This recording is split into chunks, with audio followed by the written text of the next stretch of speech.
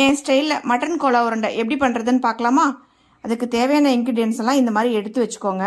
First 1/4 kilo கொத்துக்கறி, வெங்காயம், தேங்காய், கொத்தமல்லி இலை, 1 கப் பொட்டுக்கடலை, 10 துண்டு இஞ்சி, 10 பல் பூண்டு, 1 ஸ்பூன் மிளகாய்த்தூள், 3 பச்சை மிளகாய், 1 ஸ்பூன் உப்பு, மஞ்சள் தூள், கருவேப்பிலை இலைகள், garam masala 1 spoon, mutton masala 1 spoon, 5 கிராம்பு, 5 பட்டை, சோம்பு, கசகசா 1 ஸ்பூன்.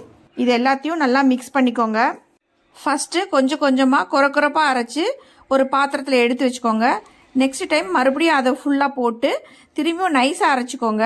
கொஞ்சமாக தண்ணி இருக்க மாதிரி இருந்துச்சுன்னா மறுபடியும் 1 கப் பொட்டுக்கடலை போட்டு அதையும் அரைச்சி அது கூட மிக்ஸ் பண்ணிங்கன்னா உருண்டைகளாக உருட்டுறதுக்கு வரும். அதை தனியாக ஒரு பாத்திரத்தில் எடுத்து வச்சுக்கோங்க. அதுக்கப்புறம் எண்ணெய் காஞ்சதும் ஒன்று ஒன்றா போட்டு உருண்டைகளாக பொரித்து எடுத்திங்கன்னா மட்டன் கோலா உருண்டை ரெடி. இந்த மாதிரி மட்டன் கோலா உருண்டை ஒரு தடவை பண்ணி கொடுங்க. நீங்கள் செய்யும் போதே மட்டன் கோலா உருண்டை எல்லாமே காலி ஆகிடும். அப்படியே ஒரு லைக்கை போட்டு என் பேஜை ஃபாலோ பண்ண மறந்துடாதீங்க.